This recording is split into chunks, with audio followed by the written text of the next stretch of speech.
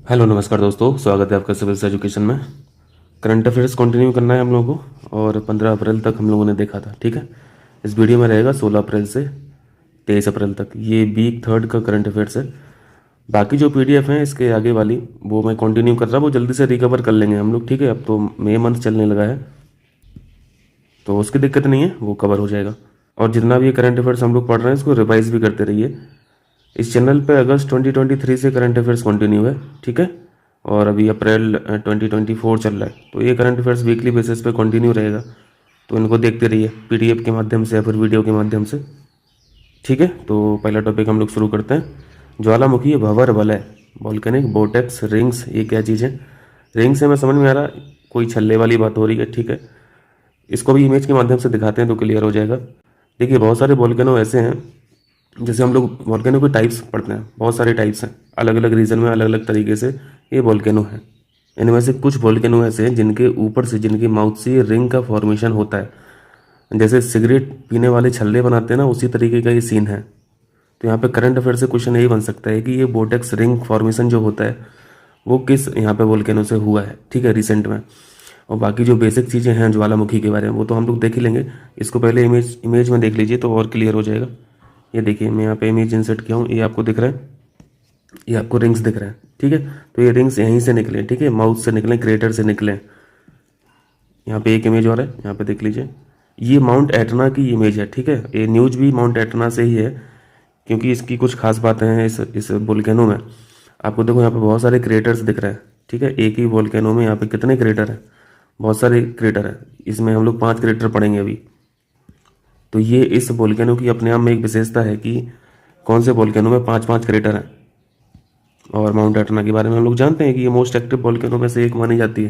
तो यहाँ पे कुछ बातें लिखी हैं, इनको जल्दी से पढ़िए। ज्वालामुखी से लगातार राख और लावा के रूप में विस्फोट होना तथा राख जलवाष्प यानी वाटर वेपर से बना वलय ज्वालामुखी से निकलने की दुर्लभ घटना ज्वालामुखी भंवर वलय कहलाती है। ठीक है, छल्ले की तरह है, ये हम लोगों ने इमेज में देखा।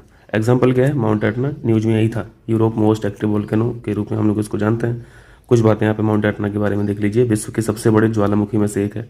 ठीक है, 5 क्रेटर और सैकड़ों यहाँ पे आसपास में छिद्र हैं। ठीक है, सिसिली द्वीप के पूर्वी तट पर स्थित है। ये जो भूगोल के परिप्रेक्ष्य में पूछा जा सकता है, ये वैसे बहुत बेसिक है, जानते होंगे। सिसिली द्वीप कहाँ पे है? ये मेडिटेरियन सी में है। मेडिटेरियन सी में जितने भी आइलैंड हैं, ये तो है ना, लाइन से याद होना चाहिए। तो यहाँ पे मैप खोल रहा हूँ, सारे रिवाइज कर लेना। देखिए, यहाँ पे कुछ वोल्केनो इरप्शन जब होता है तो मटेरियल रिलीज होता है। ठीक है, मैटर रिलीज होता है। तो कुछ यहाँ पे हम लोग पॉजिटिव्स पढ़ते हैं, कुछ नेगेटिव्स हैं। दोनों बातें जानना जरूरी है। जैसे रिलीज मटेरियल में क्या होता है? राख होती है। ठीक है, गैस होती है। इससे क्या है? रेस्पिरेटरी प्रॉब्लम, ये समस्या आती है। ठीक है, लाइटनिंग की समस्या आती है। दूसरा मैटर यहाँ पे वाटर वेपर रहता है, जो ग्रीन हाउस गैस प्रभाव का मुख्य कारक है। ठीक है, तीसरी गैस यहाँ पे है सल्फर डाइऑक्साइड, यानी ये वाटर वेपर में आसानी से सॉल्युबल है, घुलनशील है, तो ये एसिड रेन की समस्या फिर बाद में क्रिएट करती है। कार्बन डाइऑक्साइड रिलीज होती है, ये ग्लोबल वार्मिंग में कंट्रीब्यूट करती है। सल्फर डाइऑक्साइड, ये तो बहुत ज़्यादा टॉक्सिक गैस है, हाईली टॉक्सिक गैस है, तो ये रिलीज मटेरियल है जिसके नुकसान है, अपने अपने नुकसान है। यहाँ पे कुछ फ़ायदे क्या हैं? वोल्केनो इरप्शन जब होता है तो मेटल एक्सट्रैक्शन, ठीक है, प्रीसियस जेम्स, अब ज़मीन के अंदर तो खजाने का भरमार है ना, तो प्रीसियस जेम वाली यहाँ पे बात है। जियोथर्मल अपॉर्चुनिटी यहाँ पे देखने को मिल जाती है। और वोल्केनिक सॉइल, ये अपने आप में एक फर्टाइल सॉइल होती है, कॉफ़ी प्रोडक्शन के लिए बहुत इंपॉर्टेंट है। बेस्ट क्वालिटी की जो कॉफ़ी प्रोडक्शन होती है वो उसी सॉइल पे होती है, वोल्केनिक सॉइल पे। हो जाएगा, इतनी बातें हैं इसमें। चलिए, क्वेश्चन है आपके लिए। सैन अभ्यास एक एक्सरसाइज है, 10 लिख के नाम से। किन देशों के मध्य होती है? भारत और उज्बेकिस्तान। आसान है। उज्बेकिस्तान से एक सागर हम लोग को याद आता है, अरल सागर। किस किस की बॉर्डर पे है पूछा जाता है? उज्बेकिस्तान और कजाकिस्तान। ठीक है, उज्बेकिस्तान और कजाकिस्तान। देखिए नेक्स्ट क्वेश्चन, त्रिशूर पूरम उत्सव किस राज्य में मनाया जाता है? ये केरल स्टेट का एक फेस्टिवल है। ठीक है, त्रिशूर पूरम। एक और इम्पोर्टेंट क्वेश्चन है चर्चा में रहा, प्रत्यूष, प्रत्यूष, प्रत्युष है ना, प्रत्युष क्या है? एक रेडियो टेलीस्कोप है, इंपॉर्टेंट है, चंद्रमा के सुदूर भाग में स्थापित किया जाएगा। Raman research institute plus ISRO, यानी आरआरआई और इसरो के द्वारा इसको इसको बनाया गया है, इसका निर्माण किया गया है। तो सिंपल इतना याद रखना है, प्रत्युष है क्या? टेलीस्कोप है। चलिए नेक्स्ट टॉपिक है आयरन डोम। इसके बारे में तो हम लोग पढ़ते रहते हैं, इसराइल का एयर डिफेंस सिस्टम है।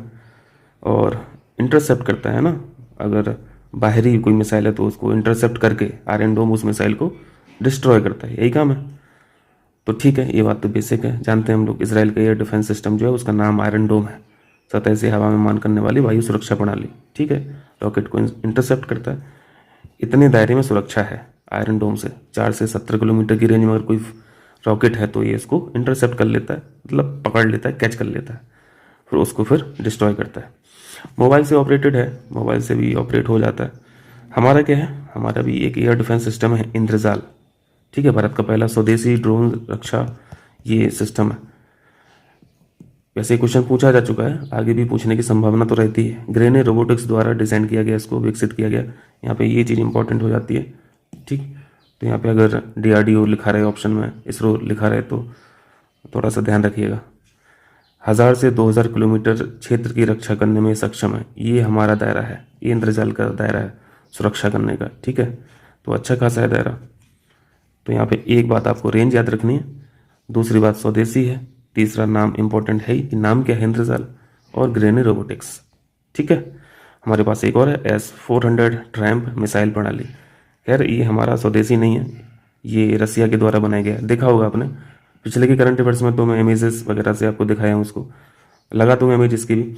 सतह से हवा में मार करने वाली मिसाइल प्रणाली है, 400 किलोमीटर की सीमा के भीतर हवाई लक्ष्यों को निशाना बनाती है। चलिए कीजिए, क्वेश्चन कीजिए। हाल ही में किस देश ने राष्ट्रमंडल खेलों की मेजबानी के प्रस्ताव को अस्वीकार कर दिया? कौन होस्ट नहीं करेगा? मलेशिया नहीं करेगा, क्योंकि करने की क्षमता नहीं है, इनके पास पैसा नहीं है। अपर्याप्त धन का कारण बताते हुए इन्होंने इस चीज़ को रिजेक्ट कर दिया। देखिए नेक्स्ट क्वेश्चन है, किस देश ने बिना मोबाइल टावर के स्मार्टफोन से कॉल करने के लिए विश्व का पहला सैटेलाइट बनाया? ये भी अपने आप में खास बात है ना। ये काम चाइना है ना, चाइना ने किया है। इनका एक प्रोजेक्ट चल रहा है, टियांग टोंग प्रोजेक्ट, इसी के तहत ये काम हो रहा है। बिना टावर का आपको स्मार्टफोन से यहाँ पे कॉल करने की सुविधा दी जाएगी। चलिए, इरेज क्रॉसिंग इंपॉर्टेंट है। इसराइल पढ़ ही रहे हैं ना, गाज़ा पट्टी पढ़ ही रहे हैं, फ़िलिस्तीन पढ़ रहे हैं और हमास भी पढ़ रहे हैं, तो ये वही है, वही देखना है हम लोग को। न्यूज़ में क्या है, इसराइल ने हमास के हमलों के बाद पहली बार इसराइल और उत्तरी गाजा के बीच इरेज क्रॉसिंग को फिर से खोला। ये पैसेज है, ठीक है, यहाँ से लोग आवाजाही करते हैं। यह इसराइल और गाजा के बीच लोगों की आवाजाही का मुख्य मार्ग है। ठीक है, तो अगर पूछा जाए कि इरेज क्रॉसिंग ये कहाँ से संबंधित है, किससे संबंधित है, तो बता दीजिएगा। जगह ही पूछ लेगा कि है कहाँ पे। मैं यहाँ पे एक इमेज लगाया हूँ, देखिए यहाँ पे इजिप्ट देख रहे हैं, मेडिटेरियन सी देख रहे हैं, और ये बड़ा सा इसराइल देख रहे हैं। इसी में ये गाजा पट्टी, ठीक है, एक गाजा का हिस्सा ये है, एक गाजा सिटी ये है।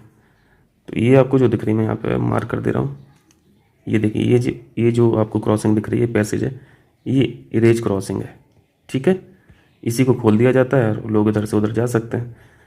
यहाँ पे रफ़ा क्रॉसिंग के बारे में भी हम लोग पढ़े हैं, है ना, न्यूज़ में बना रहता है, तो अक्सर रफ़ा, ये 3 क्रॉसिंग आपको ध्यान रखना है, रफ़ा क्रॉसिंग, करीम क्रॉसिंग और इरेज क्रॉसिंग कर लेंगे। रफ़ा के बारे में पूछे तो यहाँ पे गाजा से इजिप्ट में एंटर यहाँ पे किया जा सकता है, और इरेज के बारे में पूछे तो ये वाला हिस्सा ईस्टर्न साइड का कर लेंगे। चलिए नेक्स्ट क्या है, नेक्स्ट है क्वेश्चन आपके लिए, मेनिंजाइटिस के इलाज के लिए वैक्सीन बनाने वाला पहला देश कौन बन गया? मेनिंजाइटिस पहले तो देख लेते हैं, काम किया है नाइजीरिया ने, बहुत इंपॉर्टेंट है। ऑप्शन में रहेगा तो नाइजीरिया, तो दिमाग में ही नहीं आएगा कि नाइजीरिया भी ये काम कर सकता है ना, तो ये नाइजीरिया का काम है, ध्यान रखना है। USA, इंडिया और जर्मनी ये सब देश नहीं है। अब इस डिसीज़ के बारे में देख लेते हैं, ये मेनिंजाइटिस है क्या? ये ब्रेन और रीढ़ की हड्डी की आवरण झिल्लियों का एक गंभीर संक्रमण है। ठीक है, अफेक्ट कौन हो रहा है यहाँ पे? ब्रेन और रीढ़ की जो बाहरी झिल्ली है, उसी में यहाँ पे समस्या आ जाती है। ये बैक्टीरियल भी डिसीज है, ये कवक से भी हो सकता है, ये वायरस से भी हो सकता है, सहित विभिन्न रोगजनक यानी पैथोजेंस के कारण हो सकता है। तो ये भी कितनी इंपॉर्टेंट बात है ना। अगर पूछे मेनिंजाइटिस कैसा रोग है भाई, बैक्टीरियल है या फिर वायरल है या फिर फंजाई से होता है, तो बता देना कि सभी से हो सकता है। क्लियर है? चलिए, पर ज़्यादातर जो होता है वो बैक्टीरिया से होता है। ठीक है, ज़्यादातर बैक्टीरियम मेनिंजाइटिस का प्रभाव ज़्यादा है। नेक्स्ट क्वेश्चन है, चर्चा में रही वीरानम झील। वीरानम झील कहाँ स्थित है? चर्चा में क्यों थी? क्यों भैया पानी नहीं बचा है, सूख गई है कहाँ पे? चेन्नई में, तमिलनाडु। वीरानम झील लगा लेंगे। चलिए फिर यहाँ पे नेक्स्ट क्वेश्चन है आपके लिए, हाल ही में विशाल सांप का जीवाश्म किस राज्य में मिला? बांसुकी बताया जा रहा है उसे, है ना। चलिए, गुजरात में है। गुजरात में इसके जीवाश्म फॉसिल मिले हैं। भारत ने हाल ही में किस देश को ब्रह्मोस मिसाइलें सौंपी हैं? बहुत इंपॉर्टेंट क्वेश्चन है ये सब। ब्रह्मोस मिसाइलें, इसके तो भाई जो बोलते हैं ना बायर्स लाइन में खड़े हैं लेने के लिए।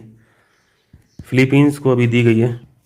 साउथ चाइना सीन में जो चीन का डोमिनेंस है, इसी डोमिनेंस को कम करने की कोशिश करेगा फिलीपींस, ठीक है। ब्रह्मोस के बारे में देखिए, रेंज बहुत इंपॉर्टेंट है, 290 किलोमीटर। जॉइंट वेंचर ये प्रोजेक्ट है इंडिया और रसिया का।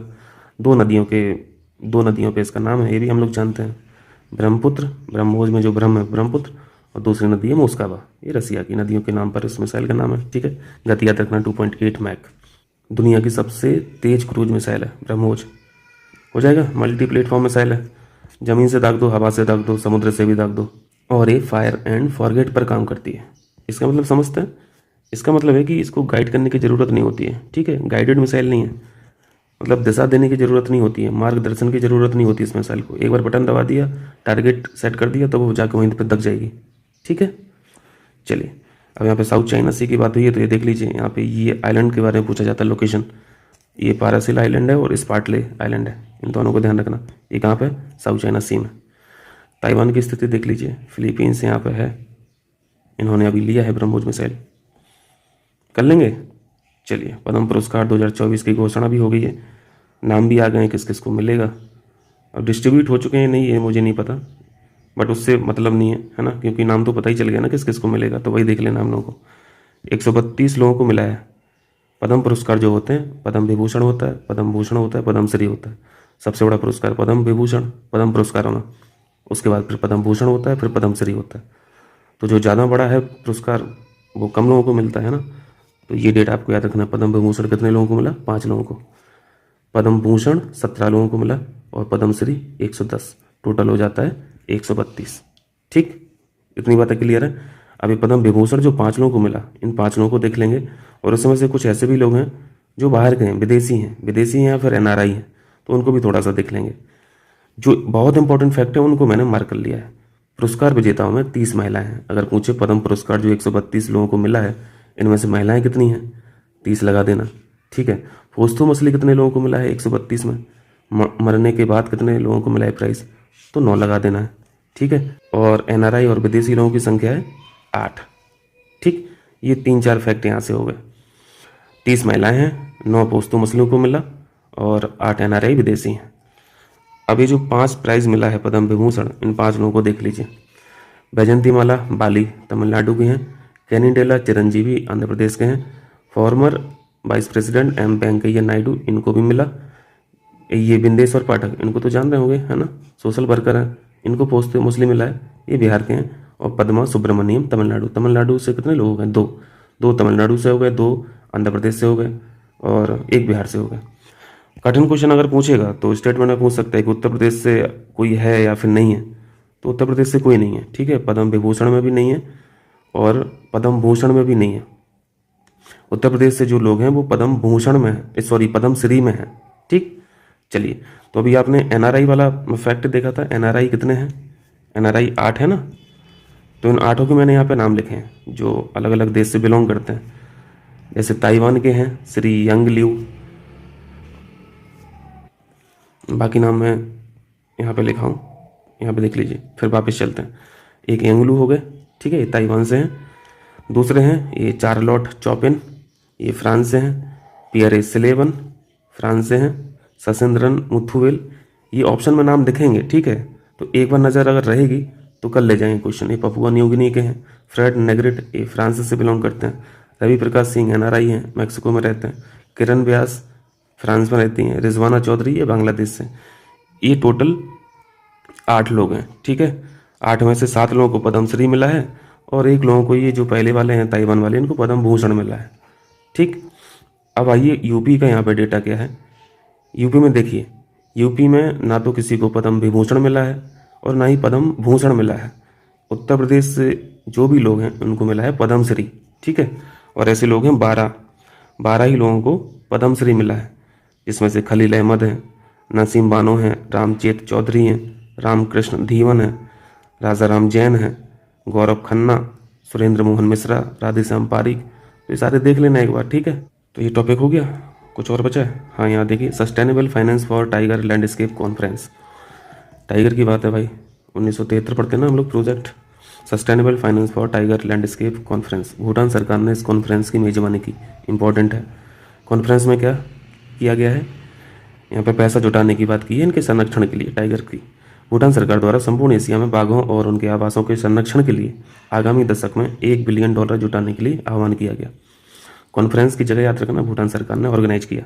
पर्पज देख लिया, पैसा जुटाना, फंड रेज करना फॉर कंजर्वेशन ऑफ टाइगर्स, ठीक है। ये कुछ भारत द्वारा प्रयास हैं, IBC हम लोग पढ़ते हैं। ये जो बिग कैट अलायंस जो है ना, ये भारत द्वारा शुरू किया गया है। बिग कैट समझते हैं, बाघ, शेर, तेंदुआ, हिम तेंदुआ, चीता, जैगुआर, प्यूमा, ये सारे जो बिग कैट्स हैं इनके संरक्षण के लिए IBC भारत द्वारा प्रयास है। चीता हुआ, जैगुआर हुआ, पैंथर हुआ और लेपर्ड हुआ, ये सारे अलग अलग हैं, ठीक है। कुछ लोग अभी चीता और बाघ इन दोनों को एक ही समझते हैं, तो ऐसा नहीं है, ठीक। बहुत बेसिक बात है। चलिए, और भारत सरकार द्वारा क्या किया गया? NTCA भी है। NTCA समझ रहे हैं? ये जो टाइगर कंजर्वेटरी अथॉरिटी है, ये हमारा जो वन्य जीव प्रोटेक्शन एक्ट है 1972 का, इसी के तहत इस संस्था को बनाया गया था। प्रोजेक्ट टाइगर पर भी हम लोग काम करते हैं, 1973 वाला। टाइगर काउंटिंग भी होती है भारत में हर 5 साल पर, ये भी ध्यान रखना, हर 5 साल पर, ठीक है। 5 ईयर्स याद रखना। WWF का भी एक प्रोग्राम है, T×2। T×2 का मतलब टाइगर की संख्या दुगनी करनी है। चलिए, अब यहाँ से देखिए, यहाँ से क्वेश्चन पूछा जाता है, total tiger reserve in India as of now 2024, 2024 तक कितने हैं? 55, ठीक है। 55वां कौन सा है? जो सबसे लेटेस्ट है, इसका नाम है धौलपुर करौली टाइगर रिजर्व, राजस्थान में। वेरी वेरी इंपॉर्टेंट क्वेश्चन पूछा जाएगा। इसके पहले 54वां कौन था? ये वीरांगना दुर्गावती टाइगर रिजर्व था, ये तो पढ़ लिया था हम लोगों ने। 53 भी पढ़ लिया था, जो यूपी से बिलोंग करता है, रानीपुर, ठीक है। तो 53, 54, 55 याद रखना। टोटल भी याद रखना है 55। ये इतना था 3rd वीक ऑफ अप्रैल में, कर लेंगे, ठीक है। तो मिलेंगे फिर अगले वीडियो में, लास्ट वीक में मिलेंगे। लास्ट वीक का करंट अफेयर्स मिल जाएगा 2-4 दिन में। अब इसके बाद मिलेगा आपको टेस्ट नंबर 3 दृष्टि IAS का, UPPCS के लिए। साइंस का टेस्ट है, तीसरा नंबर साइंस का टेस्ट है। मिलते हैं फिर, बहुत बहुत शुक्रिया आप लोगों का।